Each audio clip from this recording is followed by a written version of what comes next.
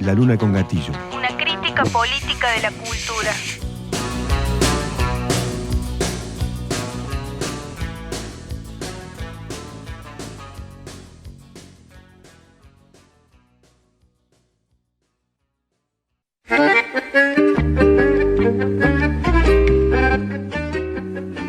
Seguimos en la luna con gatillo.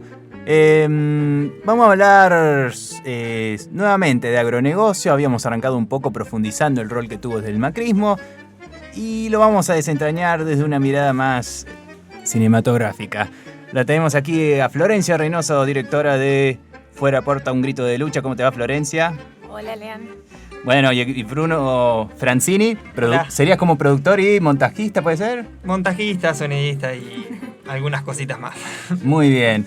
Fuera Porta, un grito de lucha que...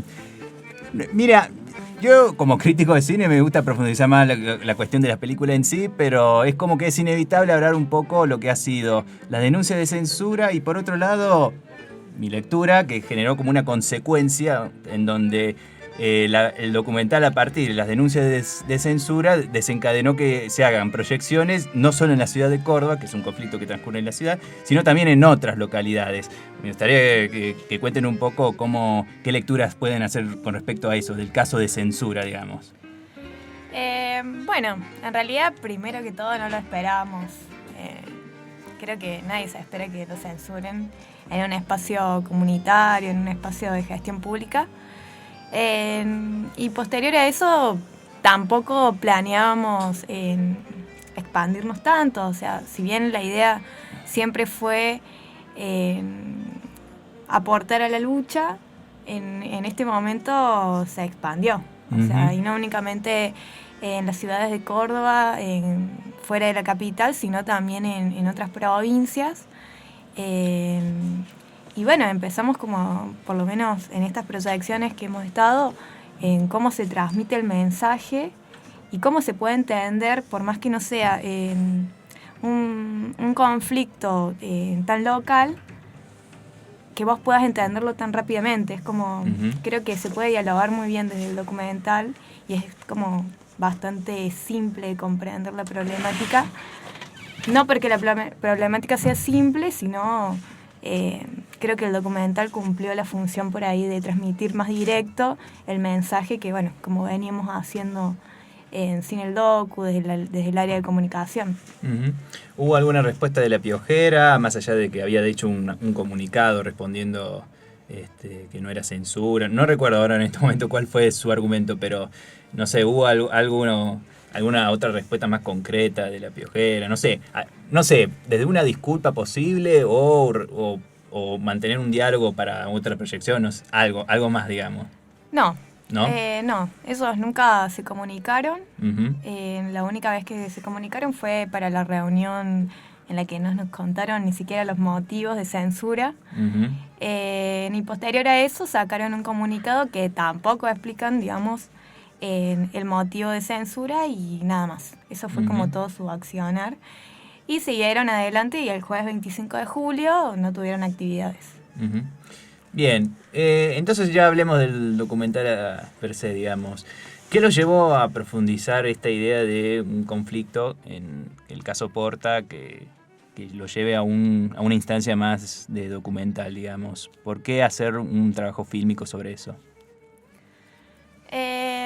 Quizás en particular comencé a estar con las vecinas hace 3 años. Uh-huh. Y a medida que se fue dando, creo que sentí la necesidad de acompañar los pasos por ahí de ellas. Siempre con una cámara, siempre filmando.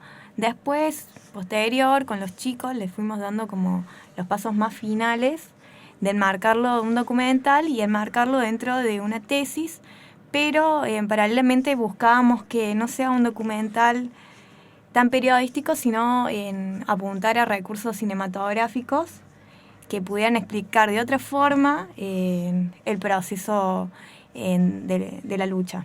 O sea, ¿Cómo sería explicarlo de otra forma? Y, por ejemplo, ¿querés sumar. A ver, Bruno. No, que, bueno, si bien de hecho este proyecto lo empezamos por una cátedra de la UNC, de la Facultad de Cine, creo que nosotros ya nos traspasó como realizadores, digamos, una vez que conocimos el tema, que fuimos al barrio, que hablamos con las vecinas, como que era inevitable no hacer algo sobre eso y comprometerse con esto, ¿no? Por eso estamos muy contentos también de poder darle visibilidad a esta problemática, digamos, más allá del proyecto audiovisual. Ujú. Y por ahí esto de los recursos que buscamos, nosotros obviamente hicimos todo un visionado de los documentales que ya había de Porta, porque no es como el primero del que se habla, y por ahí veíamos que era muy recurrente esta cuestión periodística de hacer entrevistas, de no pasar como archivos documentales, entrevistas, sin enmarcarlos dentro de una estética mucho más cuidada, Ujú. que eso también fue como una Más decisión. televisivo, podríamos decir. Sí. O sea, mirar por ahí la entrevista no como una entrevista periodística, sino como una escena más cinematográfica que implica otros factores como la iluminación. Ujú. Entonces, bueno, todas estas cosas las planteamos y decidimos también, ¿no? Porque podríamos haber hecho en un documental en el que íbamos día tras día, filmábamos lo que podíamos, sin fijarnos mucho en los aspectos técnicos. Pero bueno, tomamos la otra decisión de buscar la vuelta para que no únicamente ingrese dentro desde el punto de vista de la lucha, de los compañeros, sino que también entre en otro mundo más cinematográfico que quizás no siempre se vea en estas luchas, Ujú. en la élite cinematográfica quizás del mundillo de Córdoba. Ujú. Entonces queríamos que ingrese por estos dos lados y de esa forma era buscar justamente los recursos cinematográficos dentro de una lucha social. ¿Y cómo fue ese criterio? Porque evidentemente hay como un juego de colores, a veces el blanco y negro, colores, hay una saturación a veces en algunas entrevistadas, digamos, el claro oscuro o intenso que aparece Silvia, o hay un fondo muy de rojo de enorme saturación, digamos. ¿Cómo fue ese criterio a la hora de elegir esa cosa cromática, digamos? Sí, eso también, digamos, tiene que ver con el vaivén, digamos, de emociones que va el documental, porque Ujú. tiene distintas partes, digamos, no quisimos hacer el típico documental de que es un bombardeo de información continua, digamos, sino que tiene pasajes que son un poco más artísticos, que muestran un poco más la lucha, que te dan información en sí sobre la causa, digamos, y también tiene que ver un poco eso, digamos, la paleta de colores en cambio en torno a la emoción, digamos, que vas manejando a través va el documental en las distintas secuencias. Ujú. Claro, yo visualizando un poco lo que es el barrio y en el documental, es muy típico a la hora de, bueno, filmar la fábrica, que la fábrica forma parte del barrio, digamos, está pegada a las viviendas, y por lo menos la sensación que se observa en las entrevistas es una cosa muy claustrofóbica, quizás, digamos, o que hay como una cosa que el cuerpo de las entrevistadas con su entorno casi como que se entremezclan y es como una cosa muy de encerrarse, digamos, porque afuera está el mal, digamos, está esa cosa enorme que es la fábrica, digamos. No sé cómo... por ese sentido yo creo que hay como una cosa de un cierto planteo sobre lo que es a nivel de lo que son los cuerpos en sí, digamos. A nivel académico se estudia mucho sobre cómo reacciona la voluntad del cuerpo de meterse a una lucha o tener que someterse a los tóxicos, los químicos, lo que sea, que los afecten, digamos. ¿Hubo un criterio de alguna manera en eso, digamos, cómo pensar una vecina que tiene que encarar esos fuertes olores, encerrarse, digamos, ha habido como un criterio, una profundidad a la hora de estudiar, vamos a hacer el documental ahora, la noción de cuerpo, ¿ha sido algo como algo presente a tomar en cuenta? Sí, quizás no lo hemos etiquetado de esa forma, Uh-huh. pero sí a la hora de plantearnos la entrevista dijimos, bueno, ¿cuál es el espacio o qué es el espacio que representa lo que le vamos a preguntar? Nosotros tenemos como toda una lista de preguntas y también nos planteamos de decir, bueno, ¿qué hacen ellas constantemente? ¿Dónde es el espacio que representa lo que van a responder? Y bueno, obviamente en estos casi 2 años que hemos acompañado, nos dimos cuenta de que ellas vivían adentro. O sea, Ujú. y de hecho entras en algunas casas donde a veces te falta un poco el aire, donde ellas no pueden respirar tampoco muy bien adentro de su casa porque básicamente se va como agotando un poco el oxígeno.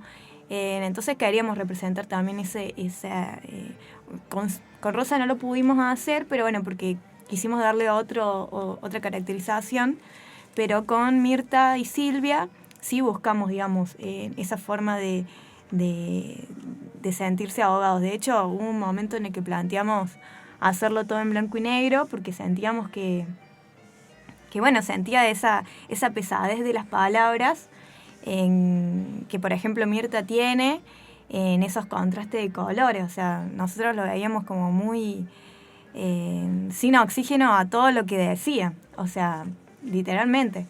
Entonces, bueno, hubo como un poco de planteos con respecto a eso. No sé si hicimos una profundidad en esa idea. Sí, de hecho esto de la claustrofobia salió casi automáticamente, digamos, el querer firmarlas adentro en su entorno. Nosotros cuando empezamos, digamos, antes de realizar todo el documental, que íbamos previo al barrio, fuimos muchísimas veces, hablamos con la vecina y todo, y a la hora de plantear esto salió casi automático, digamos, o sea, nosotros sentimos los olores que hay afuera, nosotros vimos que ellas están continuamente encerradas, digamos. Digo ella porque están representadas, digamos, pero básicamente son todos los barrios, ¿no? Uh-huh. Pero sentimos esta claustrofobia, eso de que no pueden salir afuera a tomar mate, a sentarse, a respirar el aire ese. Entonces quisimos también plasmarlo desde ahí, digamos, ¿no? Es salió casi automático cuando quisimos plantear eso. Bueno, en las tomas fijas en el barrio no hay vecinos. Está la plaza, claro, está todo, pero no hay personas, digamos. Claro, y eso lo vimos cada vez que íbamos al barrio, entonces también quisimos representarlo así, digamos, porque nosotros hemos ido muchas veces antes y veíamos eso, ¿no? Entonces era un poco tratar de retratarlo ahí. Sí, hicimos como mucho, como una investigación más de experiencia, de estar ahí, estar sentado. De hecho, a una vuelta creo que planteamos todo un mes de hacer todo un seguimiento del barrio y decir, bueno, busquemos niños, filmemos niños, veamos qué onda, cómo son los niños en la interacción, digamos, en la planta, y creo que encontramos en todo el mes que fuimos, encontramos 2 nenes que jugaban al fútbol, pero de casualidad. Claro. Entonces, bueno, creo que también salió porque es una realidad. O sea, más allá de nosotros buscábamos otra cosa y de repente la realidad nos mostraba eso y bueno, fuimos como jugando con eso. Uh-huh. Recién dijeron que la idea no era hacer un documental que sobresature de información, que no tenga una cosa netamente periodística, pero el documental a su vez se enmarca en un determinado contexto que tiene el conflicto, que es este tema de la cuestión judicial, digamos, con la expectativa de que un juez federal decida o no, supuestamente este mes debería ya lanzar la resolución, qué va a hacer con la fábrica o no, digamos. Me imagino que estaba muy pautado eso, me parece, ¿no? El tener enfocado que este conflicto está en este nivel de judicialización y tiene que estar presente en el documental, ¿no? Entonces, ¿cómo encarar eso? Sabiendo que en general la cuestión judicial siempre es algo muy pesado, tener que explicar la cuestión del expediente, etcétera. Pero incluso aún en eso, ustedes como que han tratado como de abstenerse quizás de saturar de toda esa información, ¿no? Sí, por eso, o sea, la explicación la dan. No elegimos puntualmente, sí, está Belisle explicando una cuestión muy particular de la presencia de Porta en el juicio, pero Rosa es quien decidimos que explique toda esa situación judicial con el acompañamiento de los testimonios. E intentamos como ir escalando en información, pero sin dejar de lado, digamos, esta cuestión del primer plano de los testimonios a través de los afectados. Creo que esa fue como la idea. Claro. ¿De casualidad ustedes vieron la película La Sentencia del Juicio de la Perla? No. ¿No? Bueno, ese documental apunta a hacer el documental sobre el día de la sentencia de la mega causa La Perla. Y ustedes saben que se generó una polémica casi interna porque las cámaras, estaba pautado que las cámaras siguieran al juez, al fiscal, en detrimento de lo que fueron los que, por ejemplo, organizaron la concentración frente a tribunales, etc.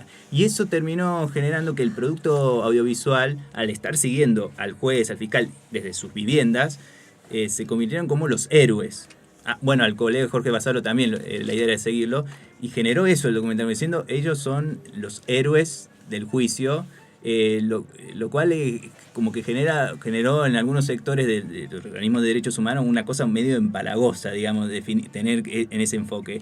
Ahí fuera Porta, un grito de lucha, parecería ser que no fue reacio tener en claro que no era esa la idea, digamos. Incluso yo... los fragmentos que se observan de las audiencias, ni siquiera aparece el juez prácticamente, aparece la cámara, quizás no no sé si hay registro del juez escuchando, pero aunque lo haya, me parece que hubo un criterio de que el juez aparezca en un segundo grado, como me parece que había una noción de qué hablamos cuando hablamos de justicia. Qué sé yo, se enfoca más las intervenciones artísticas frente a tribunales que otra cosa, digamos. Hubo una discusión así de qué hablamos cuando hablamos de este proceso judicial, o para ser más específicos, la figura del juez, digamos, cómo meterlo en ese documental, digamos, con todo lo que eso implica, digamos. Bueno, sí. Hubo una decisión en realidad. La idea era poder mostrar la lucha en todos los niveles. Uh-huh. O sea, y decidimos, por ejemplo, no indagar mucho en los espacios judiciales porque creíamos que ellos siempre estuvieron en la calle. O sea, uh-huh. La lucha siempre se dio en la calle y eso es lo que queríamos mostrar. Únicamente creo que nombramos una sola vez al juez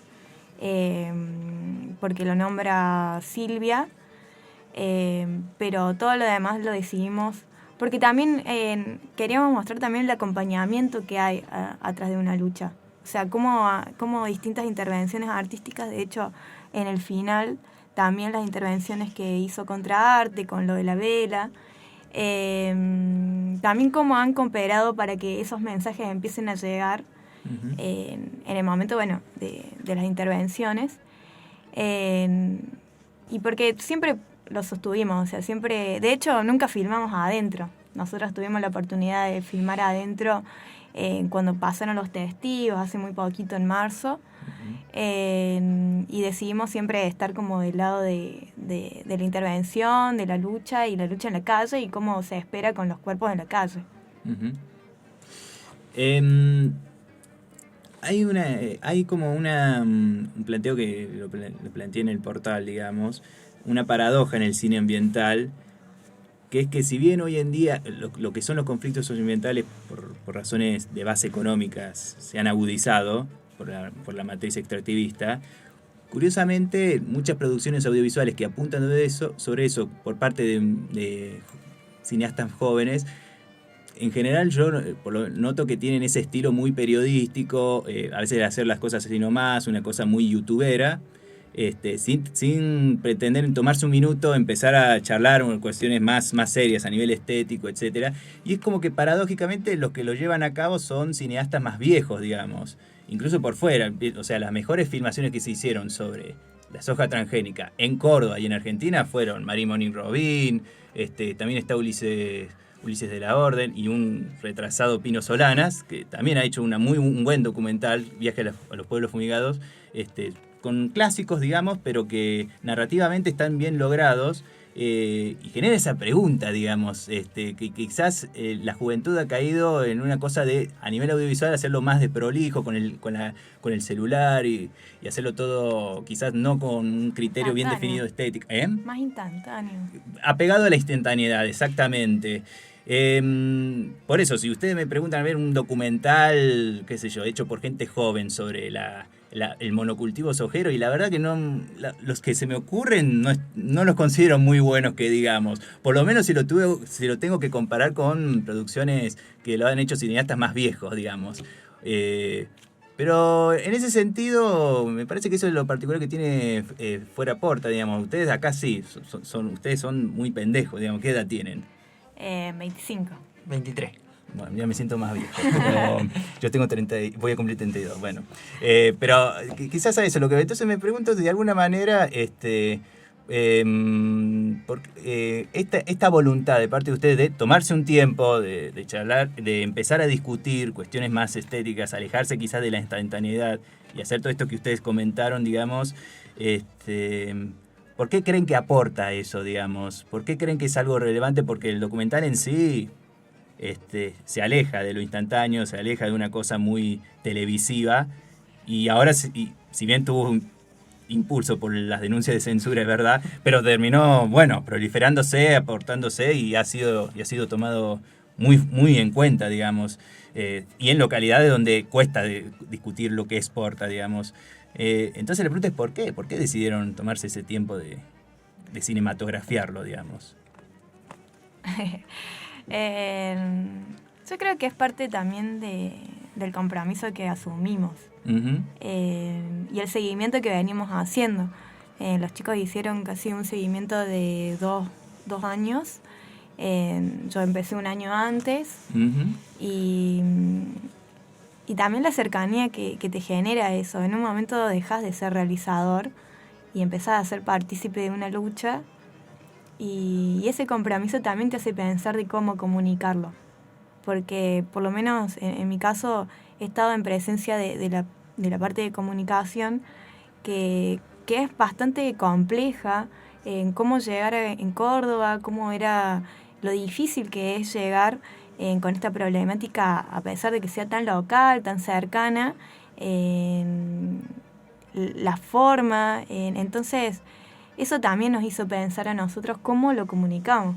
O sea, cómo armamos esto, cómo planteamos el montaje, cómo nos organizamos desde la parte de producción hasta la parte de corregir el color. O sea, todo uh-huh. fue, no sé si fríamente calculado, pero planteándonos todo el tiempo qué nos generaba a nosotros y qué podía... O sea, nunca nos imaginábamos que la gente iba a llorar, por ejemplo, viendo el documental. Uh-huh. Pero siempre hubo esa cercanía y ese respeto a la comunicación que ya se venía dando en la lucha. Entonces, bueno, era como pensar los pasos bien lentos y marcados. O sea, qué temas elegimos para desarrollar, porque no es cualquier tema que elegimos, o sea, cada eje que nosotros marcamos, aparte que cada uno aporta la información y es como progresiva, los ejes que marcamos también son ejes que nosotros fuimos a su vez investigando y creemos que son como los fundamentales para que vos comprendas la lucha. A nosotros nos costó mucho el hecho de comprender en sí, por ejemplo, los aspectos legales, los aspectos técnicos, es como que todo eso hizo que nosotros también nos tomemos un tiempo para decir, bueno, ¿cómo lo hacemos? O sea, tenemos esto acá en la mesa, ¿cómo lo ordenamos? ¿Cómo lo buscamos? ¿Cómo hacemos, por ejemplo, en la parte del juicio para que no sean únicamente testimonios visuales, sino también jugar un poco con el sonido? El sonido en la fábrica Porta es también una contaminación, entonces no queríamos que eso también se saltara para otro lado y enfocarnos en todos esos pequeños detalles que fuimos como investigando dentro de la experiencia de ir todos los días al barrio. Uh-huh. Los sonidos me gustaría que lo profundice, quizás eso es lo que quizás no hemos profundizado quizás mucho, digamos. ¿De qué hablamos cuando hablamos de sonidos? Por un lado el ruido de la fábrica o también algunas producciones musicales que se llevaron a cabo, digamos. ¿Cómo encararon con eso? Sí, en realidad la primera idea, digamos, era como mostrar a través de los primeros inserts del barrio, digamos, cómo sonaba la fábrica en realidad, que con todos sus matices de sonido y eso, digamos. Y la idea era como que desde un principio como que vaya perdiendo un poco de potencia, digamos, de fuerza, a medida de que iba ganando fuerza el barrio, ¿no? Uh-huh. Más sonido del barrio. Claro. Y musicalmente nos encontramos con que había muchísimas canciones que se habían hecho sobre la lucha que nosotros no conocíamos, digamos. Uh-huh. Entonces nos pareció genial también usarlas en el documental mismo, porque son las personas del barrio las que están sufriendo esta problemática, que ellas mismas hacían la música para poder visualizar esto, digamos. Entonces nos pareció genial también para ser parte uh-huh. de eso. Claro, bueno, ahí no sé. Ah, no, ¿Cómo decís, Andrés? Ahí va. ¿Alguna canción para que pueda buscar? Bueno, después, si nos recomienda algún tema. Sí, lo que pasa es que no sé si están no sé dando si vueltas están. en internet. Ok. Fue en ¿Y grabación, se me ocurre? hicimos un par de grabaciones, digamos, nos enteramos que había, entonces lo primero que hicimos fue hablar con No la sé si vecina. está el de Perro Verde Insoportable. Claro, el No sé tema si que hizo está. Demi. Pero justo estaba pensando eso, ¿no? Porque en todo conflicto siempre se generan producciones artísticas, ¿no? Musical, murales, murgas. La murga también fue La un tema murga, genial que digamos. nos enteramos y Ah, tampoco está, como no está grabada en el estudio, digamos, usamos el recurso de subtitularla, porque ujú. para que no se pierda tampoco, porque esa letra creo que no tiene desperdicio. Lo No, que para hicieron nada. los O chicos sea, fue creo genial. Que la escuchamos y dijimos, bueno, tiene que ir en el documental. Pero estaba como medio, porque pasa eso también, digamos, repito, cuando hay conflictos así, desencadenan producciones artísticas que pululan de acá para allá. Había una pauta en la producción diciendo, che, prestemos atención que puede haber producciones artísticas que se pueden de alguna manera tomar para hacer un documental, o de alguna manera se lo encontraron de a poquito mientras filmaban. De hecho, de a poquito mientras nosotros íbamos, porque nosotros no solamente vamos como realizadores, sino que nos comprometimos con la causa, íbamos a todas las marchas que se hacían, las bicicleteadas, y a medida de que íbamos yendo nos íbamos dando cuenta de que aparecían todas estas cosas, el tema de la murga, el tema de la vidala, de la vecina del barrio que hasta le da vergüenza cuando lo grabábamos y todo. Claro. Que nos enteramos que estaban todas estas intervenciones y nos dijeron, está buenísimo porque es algo que refleja también lo que es la lucha, ¿no? Ujú. Son ellas mismas que hacen eso para poder darle visualización a esta causa, entonces nos pareció genial usarlas también. Ujú. Y aparecieron solas. Claro.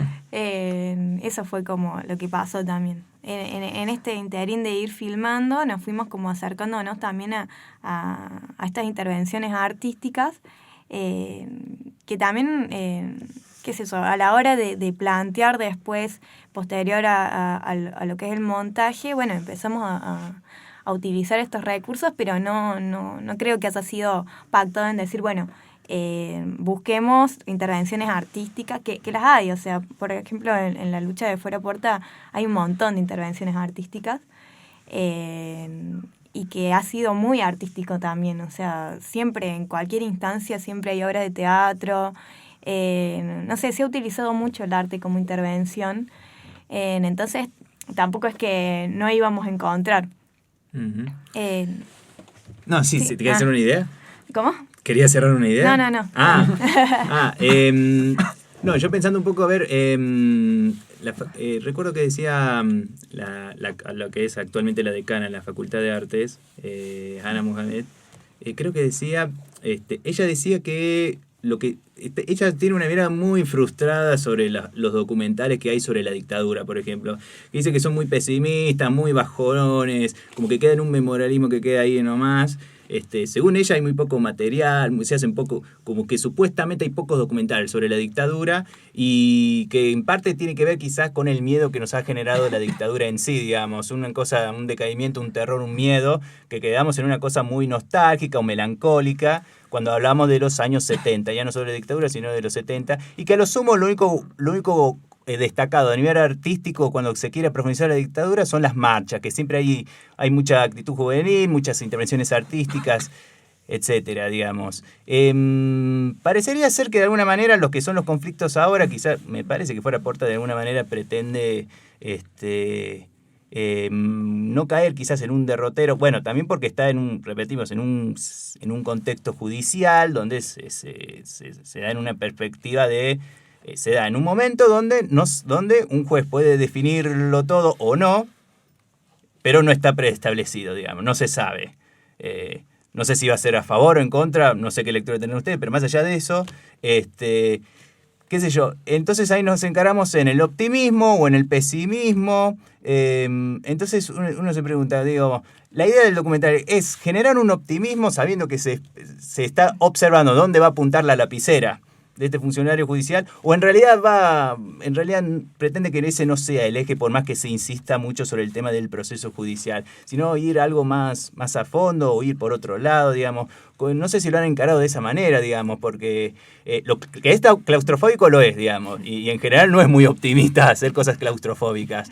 Pero en ese sentido, ¿se han discutido en ese sentido cómo definir este documental? Si es algo pesimista, optimista, si el llanto que genera algunos espectadores genera frustración o esperanza. ¿Cómo lo leen eso? Sí, fue todo un debate grande, Claro. el tema de cómo íbamos a cerrar el documental.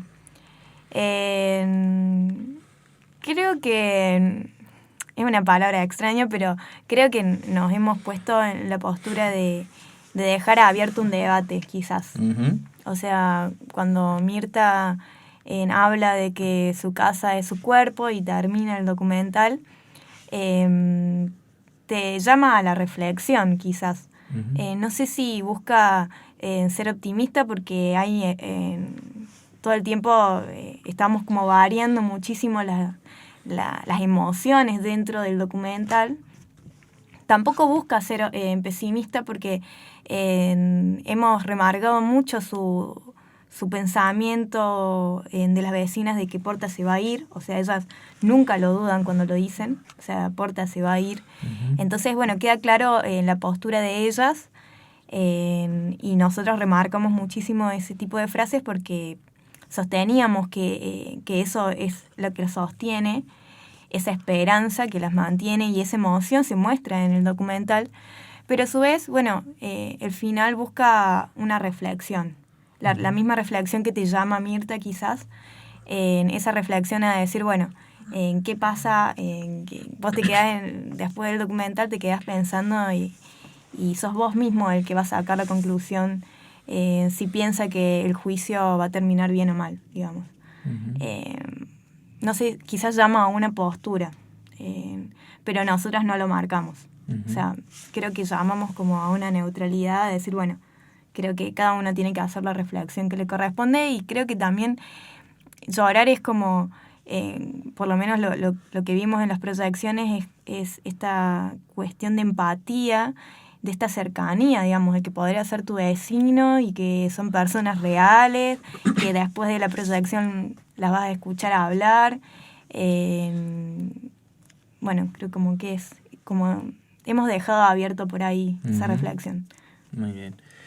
Bueno, Florencia, Ezequiel, próximas proyecciones, porque me parece que hay todo un itinerario de casualidad. De hecho, creo que de casualidad pudieron venir, me parece, ¿no? Con la agenda apretada, ¿no?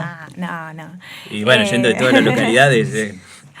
Y mañana tenemos una presentación acá en Córdoba, en Villa Fuega, en pasaje Scuti 813, a las 21 horas. Así que con bandas van a estar, bueno, en este panel va a haber como un debate técnico con varios especialistas que intervinieron en la causa y por supuesto las vecinas. El 28 vamos a estar en el cine Unquillo, cine comunitario Unquillo, y el 31 y 1 vamos a estar en Tras las Sierras. ¿En Tras las Sierras? Ajá. Sí. Muy bien. Bueno, ¿hay alguna región que no lo hayan presentado ahora que lo pienso? No sé, no sé. En la Pampa húmeda seguramente, la Pampa gringa. Todavía no. Todavía no. Pero ya Todavía. ya va a llegar. Bueno, Florencia, Ezequiel, muchas gracias por estar aquí presentes. Bueno, muchas gracias. Muchas gracias.